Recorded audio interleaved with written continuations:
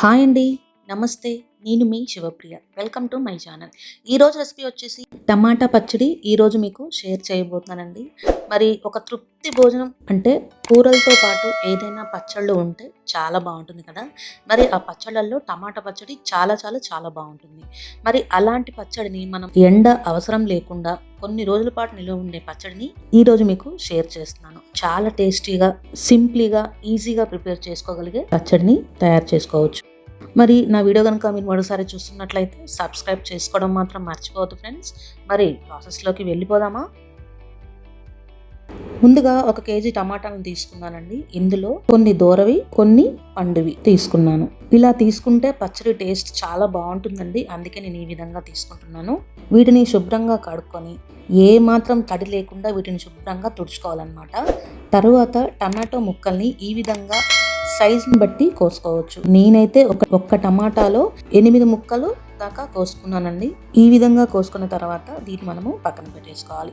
ఇప్పుడు ఒక ప్యాన్ తీసుకుందాము. అందులో ఒక 2 స్పూన్స్ ఆవాలు వేసి వేయించుకోవాలండి. ఇందులో మెంతులు కూడా 1 స్పూన్ యాడ్ చేసి వేయించుకోవచ్చు. ఎందుకంటే మెంతులు వేయించుకుంటే కనుక కొంచెం వేగిన తర్వాత ఈ ఆవాలను అనేది వేసుకోవాలి. ఎందుకంటే ఆవాలు ఎక్కువసేపు వేగాల్సిన అవసరం లేదు. జస్ట్ ఒక 1 మినిట్ ఆర్ 2 మినిట్స్ వేగితే సరిపోతుంది.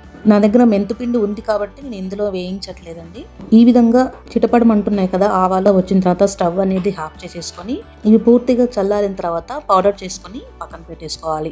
ఇవి వేగేటప్పుడు కూడా మంచి స్మెల్ వస్తుందండి. అలా స్మెల్ వస్తుందా పర్ఫెక్ట్ గా వేగిపోయినట్లు లెక్క. కట్ చేసుకున్న టమాటా ముక్కల్ని ఇందులో వేసేసి మనం కేజీ క్వాంటిటీతో చేస్తున్నాం కాబట్టి కేజీకి 100 గ్రాముల నుంచి 125 గ్రాముల దాకా చింతపండు పడుతుందండి. మనం కావాలంటే తక్కువ కూడా వేసుకోవచ్చు. మన పులుపుని తినేదాన్ని బట్టి కొంచెం అడ్జస్ట్ చేసుకోవచ్చు అనమాట. నేనైతే ఒక 100 గ్రామ్స్ వేస్తున్నాను. ఇందులోనే కల్లుప్పు వేస్తానండి.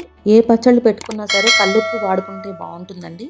ఈ కల్లుప్పు కూడా 100 గ్రాముల నుంచి 125 గ్రాముల దాకా సరిపోతుంది. అన్ని సరిపోను వేసుకుంటే టమాటా పచ్చడి అయిన తర్వాత కూడా ఇంకా ఉప్పు కూడా కారం అనేది ఏమి పట్టదండి. అన్ని పర్ఫెక్ట్ గా సరిపోతాయి అనమాట. అంటే మనకు రెండోసారి వేసుకునే అవకాశం కూడా ఉండదన్నమాట. ఒక్కసారి మిక్స్ చేసుకొని మీడియం ఫ్లేమ్ లో దీన్ని కుక్ చేసుకోవాలన్నమాట. ఈ టమాటాలో వాటర్ అనేది వస్తుంది కదా, మనం దీన్ని మళ్ళీ ఒకసారి మిక్స్ చేసుకొని ఇప్పుడు మూత పెట్టకుండా దీన్ని మీడియం ఫ్లేమ్ లోనే కుక్ చేసుకోవాలి. ఇక నేను వీడియోలో చెప్తుంటాను కదండి, లైక్ చేయండి, షేర్ చేయండి, సబ్స్క్రైబ్ చేసుకోండి అని. అలా ఎందుకు చెప్తానంటే మీరు లైక్ చేయడం వల్ల నా వీడియో అనేది ఇంకొంతమందికి షేర్ అవుతుంది. అవి మాకు బ్లెస్సింగ్స్ అనమాట. దయచేసి మీరు కూడా లైక్ చేసి కామెంట్ చేయండి. ఇప్పుడు ఇందులో ఒక పావు స్పూను పసుపు వేస్తానండి. పసుపు అనేది ఎక్కువగా వేసుకుంటే పచ్చడి అనేది నల్ల పడిపోతుంది అనమాట. ఇందులో వాటర్ ఆవిరైపోకుండా ఈ విధంగా గ్రేవీగానే ఉంటే బాగుంటుందండి. మనకు ముక్కలు మరీ ముక్కలుగా కనపడితే కనుక మనం మ్యాషర్ ఉంటుంది కదా, మ్యాషర్ తోటి కూడా ఈ విధంగా చేసేసుకోవచ్చు. అంతేకాకుండా మీకు ఇలా ముక్కలు వద్దు అనుకుంటే కనుక మిక్సీలో కూడా మెత్తగా చేసేసుకొని పట్టేసుకోవచ్చు. చూసారండి, ఇప్పుడు ఈ విధంగా గ్రేవీగా ఉంటేనే బాగుంటుంది. ఇప్పుడు స్టవ్ అనేది ఆఫ్ చేసేసుకొని దీన్ని మనము పక్కన పెట్టేసుకుందాం. ఇది మొత్తం పూర్తిగా చల్లారిపోయిన తర్వాత ఒకసారి బాగా మిక్స్ చేసుకొని ఇందాక మనం తయారు చేసుకున్న ఆవపిండి ఇందులో వేస్తున్నానండి. మొత్తం పడుతుందండి ఇది. మెంతుపిండి 1 స్పూన్ వేస్తానండి. మనం ఇందాక వేయించుకోలేదు చూసారా, మీ దగ్గర మెంతుపిండి లేకపోతే కనుక ఇందాక మనం ఆవాలు వేయించుకునేటప్పుడే వేయించుకోవచ్చండి. కారం వేస్తున్నానండి. కారం 100 గ్రాముల నుంచి 130 గ్రాముల దాకా పడుతుంది. ఎందుకంటే కారం కొంచెం ఉంటేనే బాగుంటుంది కనుక కొంచెం కారం ఎక్కువ వేసాను అనమాట. నేను ఒక 125 గ్రాముల దాకా కారం వేసాను. ఈ విధంగా మెంతుపిండి, కారము ఇవన్నీ వేసుకున్నాక బాగా మిక్స్ చేసుకోవాలన్నమాట. తర్వాత పచ్చడికి తాలింపు పెట్టేసుకుందాం. ప్యాన్ తీసుకుందామండి. స్టవ్ ఆన్ చేసుకుందాము. అందులో ఆయిల్ వేసుకుందాం. ఆయిల్ కొంచెం ఎక్కువగానే పడుతుంది. ఆయిల్ హీట్ అయిన తర్వాత తాలింపు గింజలు ఒక అరకప్పు దాకా వేసానండి. ఎందుకంటే మనం అన్నంలో తినేటప్పుడు పప్పులు అనేది నోటికి తగిలితే బాగుంటుంది కదా, అందుకే కొంచెం ఎక్కువగానే వేసాను. ఎల్లుల్లిపాయ రెబ్బలు వేస్తున్నానండి. ఒక అరకప్పు దాకా పడతాయి. అంటే అరకప్పు అంటే 2 వెల్లుల్లిపాయలు దాకా వేసానండి. ఎక్కువగా ఉంటేనే బాగుంటుంది. అదేవిధంగా ఎండుమిరపకాయ ముక్కలు, కరివేపాకు వేసేసి బాగా కలుపుకోవాలన్నమాట. బాగా మిక్స్ చేసుకోవాలి. మంచిగా అరోమా వస్తుంది అనమాట. తర్వాత ఇందులో ఇంగువ వేసుకుందాం. ఇంగువ వేస్తే ఆ పచ్చడి టేస్టే వేరు కదండి.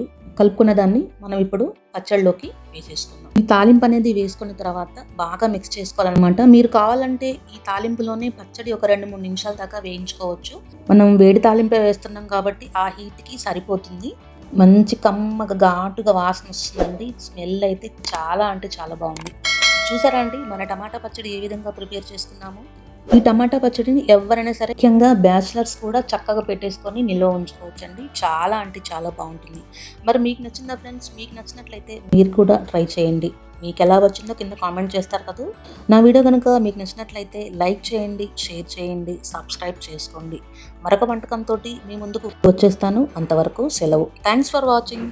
Support us friends. Thank you.